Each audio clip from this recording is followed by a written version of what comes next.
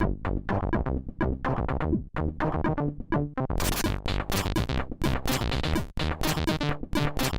ladies and gentlemen, and welcome back to JonathanIsBadAtGames, where today we're going to be taking a look at Thoth, which is the humble debut for October 2016, and I know we're getting pretty up there on the year of 2016, aren't we? We're getting to October now, and I think what I'm doing is I'm gonna finish up these extras before I finish up the who's it called? Ooh.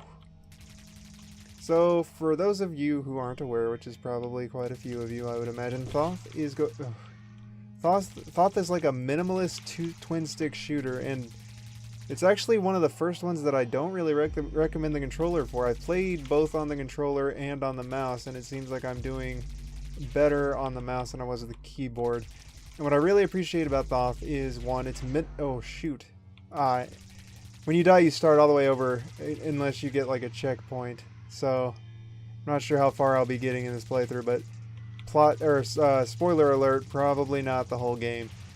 But what I was saying was I really appreciate that the minimalism of the game. I really like how the rules are simple. You're just a circle. You fire bullets. Oh, you move faster when you're not shooting. I'm sure you've realized that by now. Maybe not. Maybe.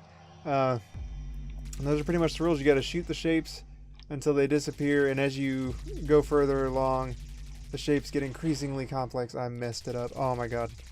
So it's got a little bit of a rage-inducing thing going on where if you die when you're really close to hitting a checkpoint, which I believe is every 4 levels,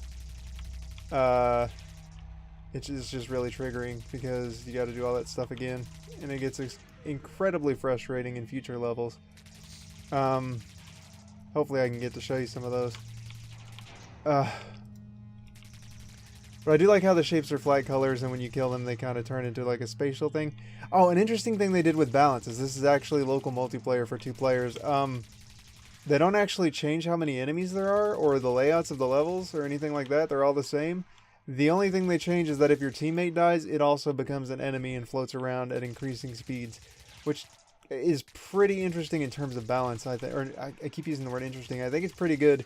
It's a pretty smart idea in terms of balance to not have to change your level design or anything like that. It just adds that extra little bit of difficulty, and it doesn't seem like it would be that much, but considering how much you die and how much your teammates die, it's quite a bit. When you have a teammate, if they finish the level, you get to continue the both of you, so you gotta try not to die until pretty late in the level, I would say. So, okay, so here we go. The rules of these dots are that when you kill an enemy... Oh... These must not be the right dots, I suppose. I thought the rules of the dots were if you kill an enemy, it'll switch over to... oh, this is definitely different. Okay, I don't know why it's different. Maybe it's just different from what I remember. Oh, no. Okay. So I can't... Oh, where was I supposed to go? Okay, so I'm going to try to wiggle my way around there first. Part of the game is finding your zen, because you got to, like... pay attention to how the shapes are moving and try to kind of move around them to redirect them in a way that you would prefer they be. Oh, I suppose this kind of also gets into a puzzle element type deal where you're not only avoiding shapes, but you're also trying to like solve how they move and how the level is shifting around for you.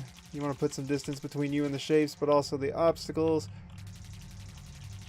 and just kind of find your flow.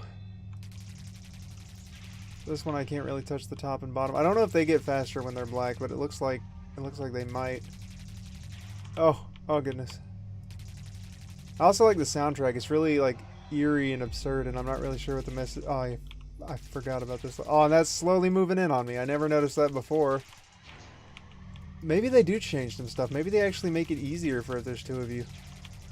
Because I distinctly remember these dots like disappearing, but I might be thinking of future levels. Where you would kill something and the dots would shift between something you can move through and something you can't. So you had to be careful about when you killed the enemies, or you would end up killing yourself. I don't know if I'll get much further. Honestly, I don't know that I can do that one by myself. I had a friend help me with that one.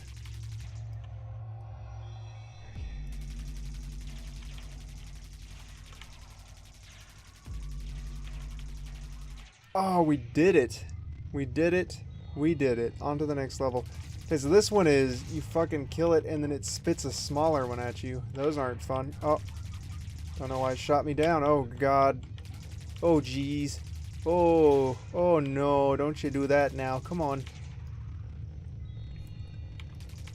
Can't really think of anything I haven't said. It's hard to find things to say about a minimalist game like this other than I appreciate the minimalism, I appreciate the music, and I appreciate the overall style of the game. Oh. Careful now, Hombre. Don't be a bad Hombre.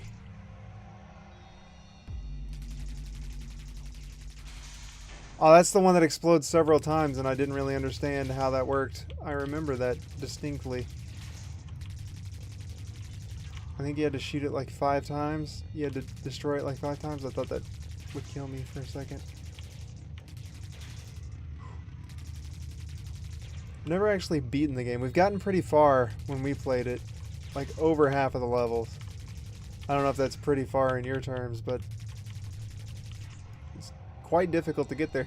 It's interesting to note, however, that that the rage that you get from this game is very mild.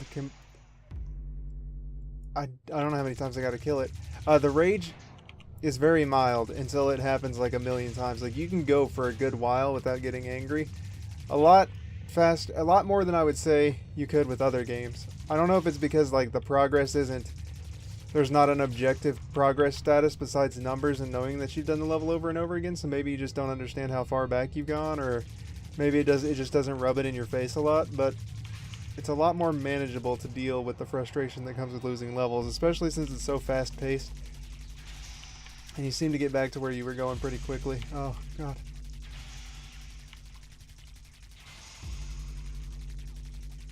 Oh, I did it. Hey, look at that. Looks like we're still going. Okay, the double lines. Those are the ones that switch. Okay. Yeah, this has got to be careful about. This is tricky. Tricky business over here.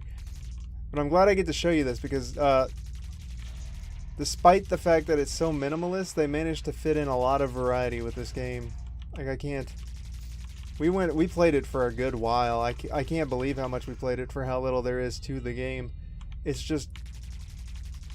It's so fascinatingly difficult. Oh, I need to get on the other side of this before I kill it. I guess it didn't matter because it was the last one.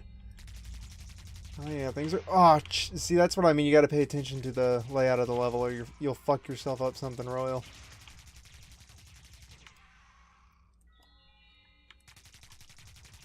I honestly don't know how much time has passed by. I fucked myself there. I don't know how much time has gone by since I've started playing it. It feels like it hasn't been very long, but I also feel like it might be an eternity secretly, and I don't have my open broadcaster open to see how much time has passed.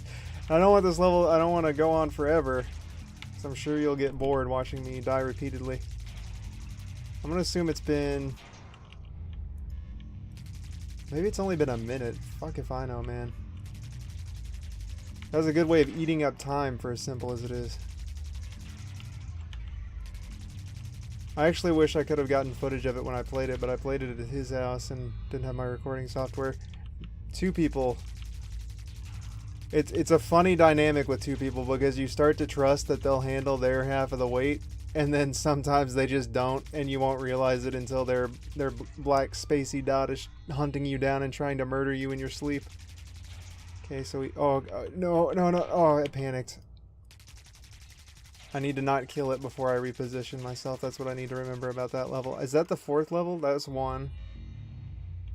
Maybe that was 2. I don't remember. Ah! Please! Okay. Yeah, okay, so I'm gonna move. I'm gonna wait for them to pass, and then I'm gonna shoot one. What the heck am I... Oh, dude, that's fucked it up. That is fucked up. The 4th level is always significantly harder than the other ones, too. It is a challenge, let me tell you what. Dark Souls ain't got nothing on this shit.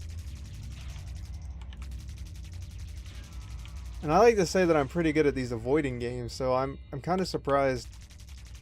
Like I'm not surprised that I'm bad at it, but I'm surprised just how bad I am at it, because I'm usually pretty on point. I don't know if you remember the disc room.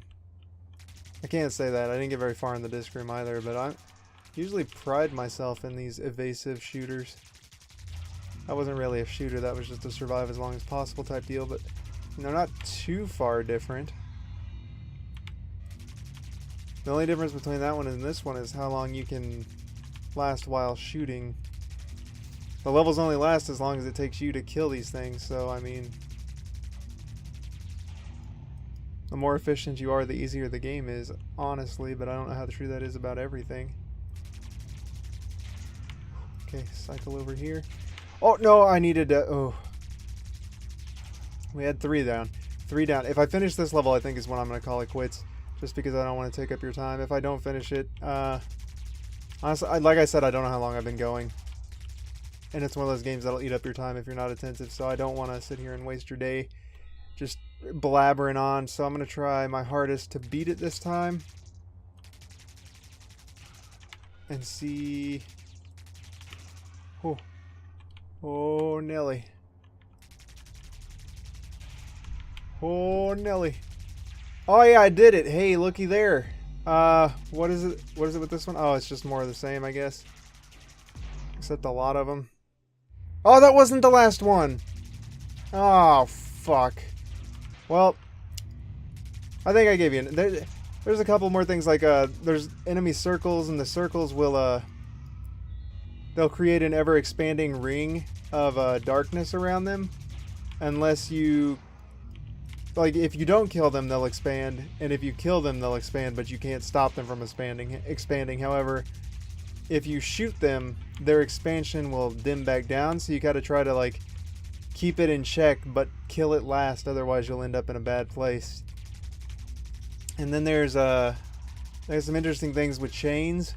Like, some of these things are chained together by dots, and if you kill both of them, the chain disappears. But if not, there's this one, if you shoot it, it'll chain to something else, and it gets pretty gnarly, let me tell you. Yeah, my voice is going. So that's all the time I have for today's episode, ladies and gentlemen. So remember that failure is not the worst case scenario, and go on with your bad selves. I will see you guys in the next episode. So stay awesome. This has been Thoth. It is on the Steam store. Not sure for how much. I'm pretty sure it's pretty cheap. I think it's around $7 maybe. I definitely recommend giving it a look. I don't know if I'd recommend buying it if you're not into this kind of thing, but I definitely say, hey, check it out, man. It's a lot more interesting than it might look. It's a lot more difficult than it might look. But especially if you've got someone you can play it with, you'll learn to hate each other in the most loving of ways. It's fantastic. Anyway, see you guys later. Thanks for watching.